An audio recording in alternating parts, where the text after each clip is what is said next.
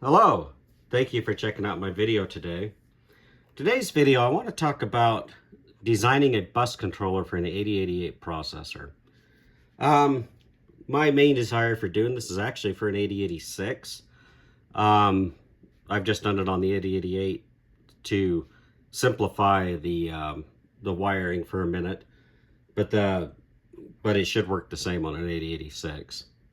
Ultimately, where I'd like to get to is like an 8086 on a board like this. So it's got an 8-bit bus, but have a 16-bit bus on the board, and then down to an 8-bit bus on the card. Let me fire it up so there's some visuals. Hopefully it won't die if I touch it while it's running. See if I can get it to start here.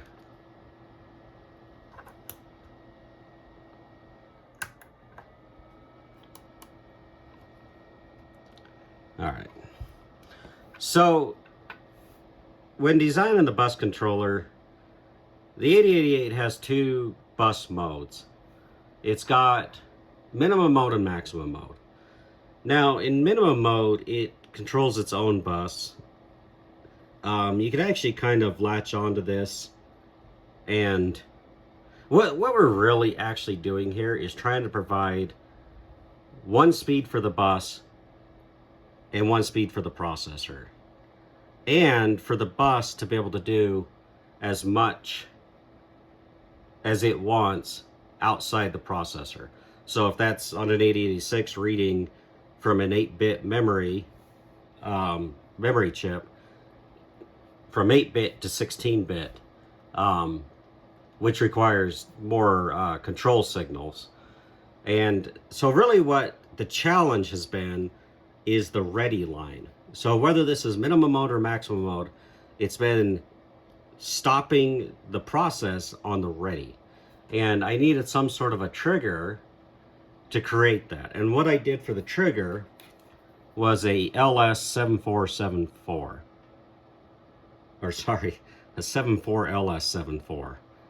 I've actually even started using 74HC 74s. This one may actually be an HC. What I've got is I have this set up in maximum mode, because with maximum mode it allows me to adapt this to like a 286 later on, because it uses the status signals to determine what bus cycle you're in. So initially I was using the address latch to signal the beginning of a bus cycle, which would also trigger the ready line to go low on the processor.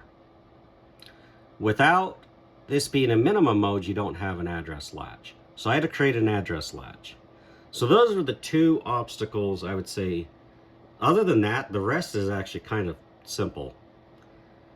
What I've done is I've taken the status line, so I've got S1 or S0 and 2 here, and they go up here to a 74LS138, and they go to the 3 inputs.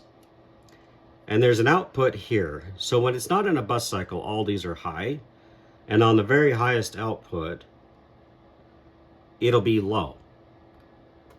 At the beginning of a bus cycle, these are going to change to something other than all high, which will change this to a high signal.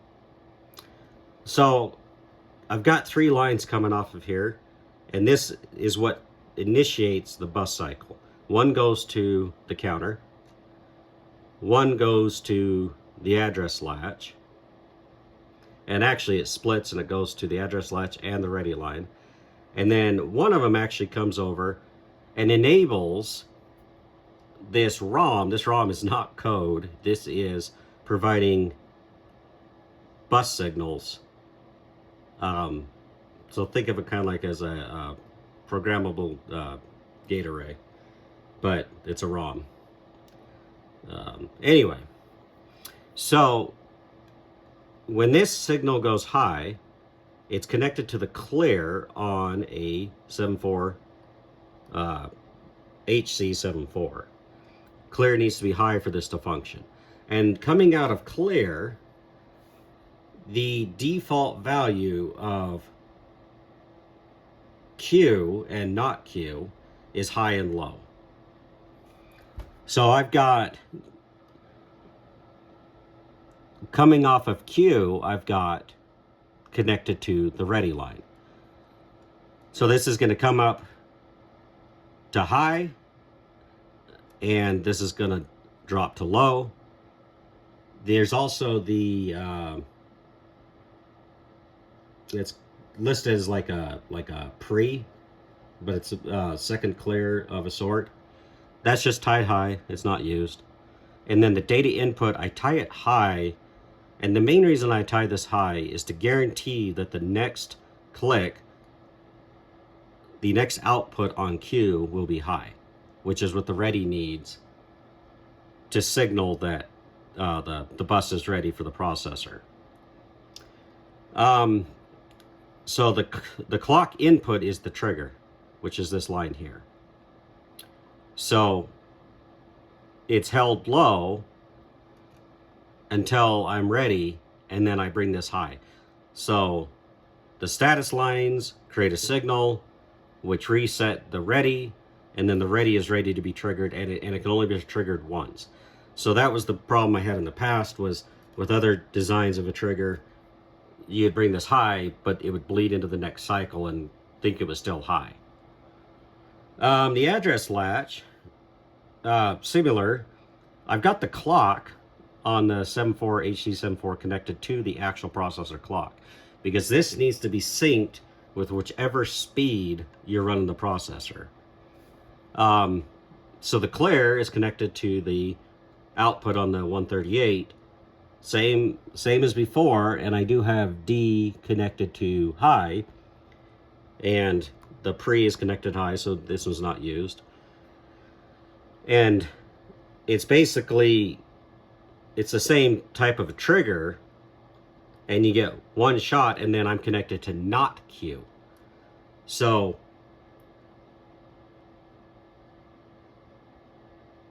not Q will come out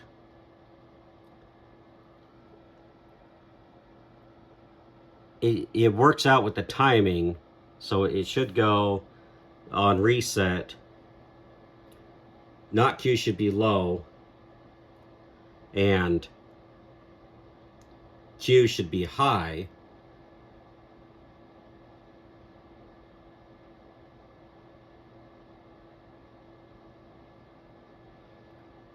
But looking at I'm looking at the sheet right now.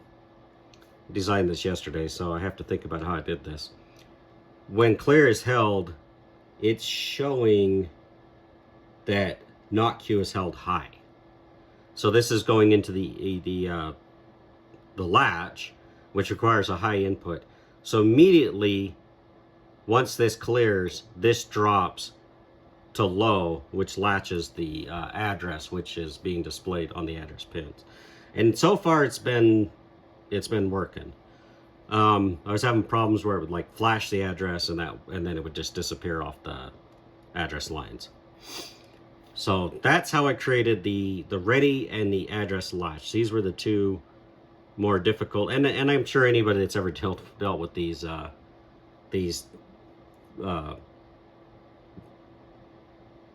flip-flops would probably be looking at this like, oh, that's painfully obvious, and that's how they would have done it. Or there may be a better way, which if you know a better way to create the address latch and the ready signal, let me know in the comments, and it may be something I can implement. So other than that, so I do have LSO4 here, and it's used to invert signals. Excuse me. And then right here, the 138 I talked about. And then up here, I've got a counter. What the counter does is it gets reset as well. And this is it's non-synchronized. It's a non-synchronous counter. So it just starts at 0, and it counts up onto the ROM, which also your status lines are fed into the ROM. So the status lines select which bus cycle you're doing, whether that's a memory read, memory write, code access, IO read, IO write. And it counts up on the bottom pins. And in here I've got code, and it displays out on the outputs. And then I've got the chip enable connected here, so that when all the statuses are high, the chip is actually not enabled, which causes the signals to float. I don't know if that's how I want to do it in the end. I may just tie this high and then have a different mechanism to cause the signals to go to where they float, because you do need that when you hold your bus. On here I've got a data transceiver and the address latch with the address displayed here, and there's no code on here except for this one switch here, which I'm putting code in. Now if you've been watching this, luckily it hasn't crashed so far. So over here I've got this is just generating a steady pulse for my counter. It's going very slow, but that's all this is doing, is just creating a pulse. This has nothing to do with the bus. Should be able to replace this with a clock. Any, whatever speed, probably 4.77 megahertz is what I'm going to shoot for, so that it matches the ISA. But I wanted to run it slow to make sure that everything's working right. So right now, the code that's being input is E6, which is displaying AL out port E6, because it's going to read E6, E6, E6, E6 forever. So it's going to say out which port, well, E6, because that's what's on the data bus, and then it's going to display it. So you're going to see this count to get code. So that's retrieving code there, and then it's going to get more code, and then now it's displayed, and it's displaying E6 because it's pushing it out. Now if you look at the counter, now I'm demonstrating that when retrieving code, it's going to count to 5. So you get 5 clocks to retrieve code, but then when it's displaying out, it's actually going to count up to 15. Right there. So it counts to 15. Now I'm going to change this to E4.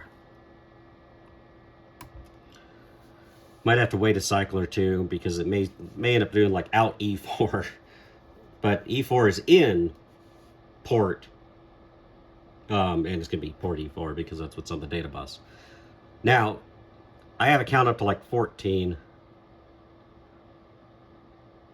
on the E, so it's displaying E4, so it's reading in. Let's see what it counts up to. I missed it that time. I was making sure the value was right.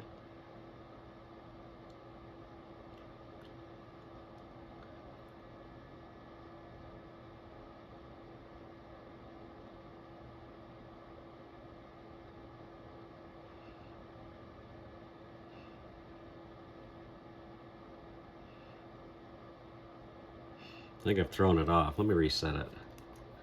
Now, the next step will be to put this on a PCB. All these wires, things get touched, doesn't want to work. Okay, so here we are, E4. Now it's going to count up to, should count up to right there. Yep, that's work. And that's what I programmed in here, was this provides the ready signal to the Trigner. And so an in counts up to 14, and out counts up to 15. But regular code access counts to 5. Let me shut this down. Don't want to completely crash it. I'm going to just change this to nope.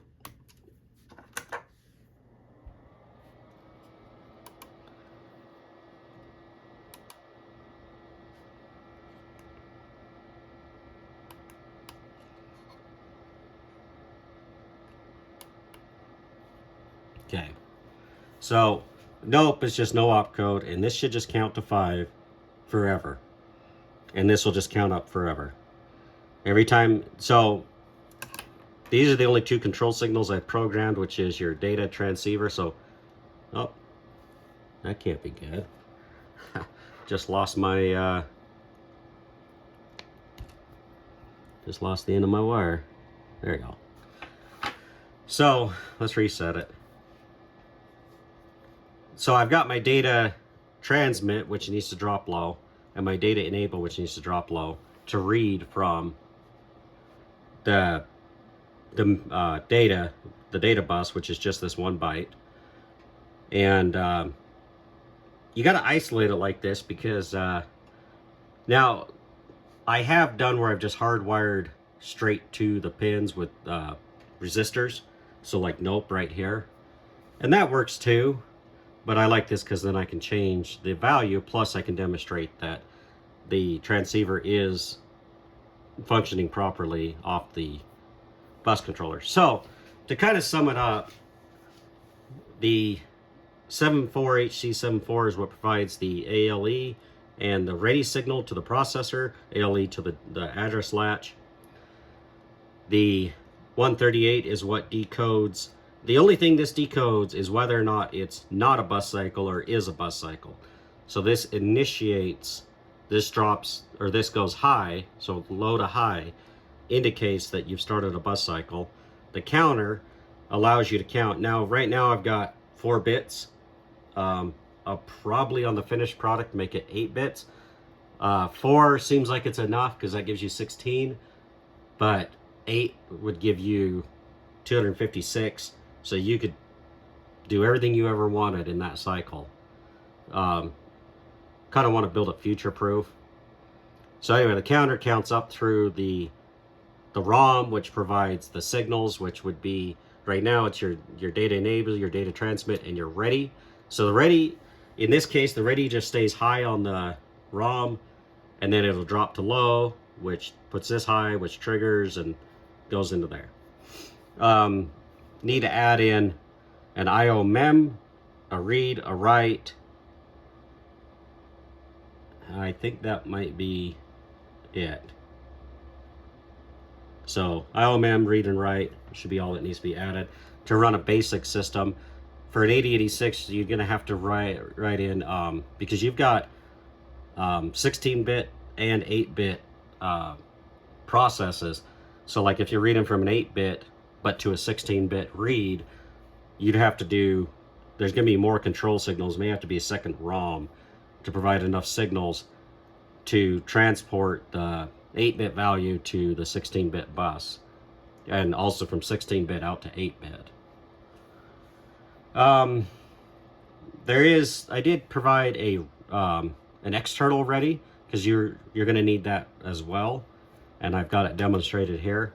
And all it does, it stops the program counter, or sorry, the bus counter, and it's just tied into, so on this chip I didn't explain, you've got a clear and a click just like the 74 HC74, and it kind of resets the same. This is just more or less like a flip-flop, but there's 4 of them in there. You have a high, or a signal that needs to be high, there's a P and a T that need to be high, and then there's a load. The load, so you can actually preset these ones that are not connected. You can actually like do something like connect the status lines here to preset a value, but that's getting way advanced. It may be the way I go, but not yet. But there's a load on here, and then your outputs for the counter, 0 through 3, and then there's a ripple pulse at the top there. So for a second one, you connect to the ripple pulse, and then you'll have your counter. So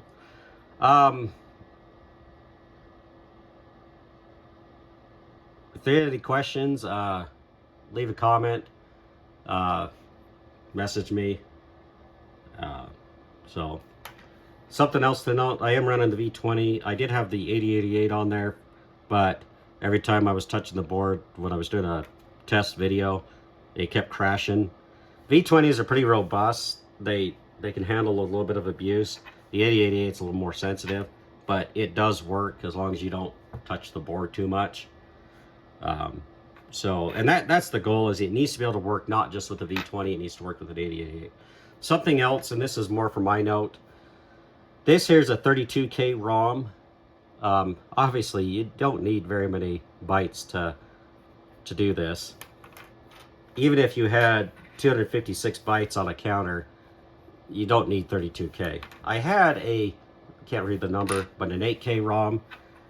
I was having so many issues. I was trying this yesterday, and I had this counting up for the IO read or IO writes, those two commands, and it would count up like 7 and then reset, count up to 7 then reset, which was not what was programmed to do, which is a problem. I need this to be able to be programmed and function. So I traded it out for the 32K, and it worked. So there's either something wrong with this chip, or something with the way I'm wiring it. I'm thinking there's something wrong with the chip.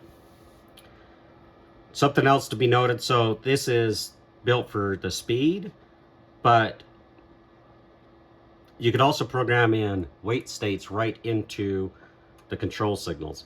So you could hold your read and write pins for like 2 or 3 clock cycles or 10 clock cycles, whatever, where, you know, you can't, that's not built into the processor to do that. But if you wanted some wait states built in, so I have thought about, and now I'm kind of rambling, but keeping it connected to the same clock as the processor, but then just programming in wait states, so that if you had a 16 megahertz processor running at 16 megahertz, you would just program this with a handful of wait states and not reduce the speed of the overall bus, just lengthen the read and write times, which would probably actually increase your total system speed, because this is going to create a bottleneck running this slower, but it's necessary to meet up with, you know, you can't run a processor at 16 megahertz and the bus at 16 megahertz on an ISA and have, I've tried it, it's just too fast. Most of your ISA cards just can't function at that speed properly. They might function for a little minute, but your system crashes. So, anyway, if you've watched it this far, thanks for checking it out.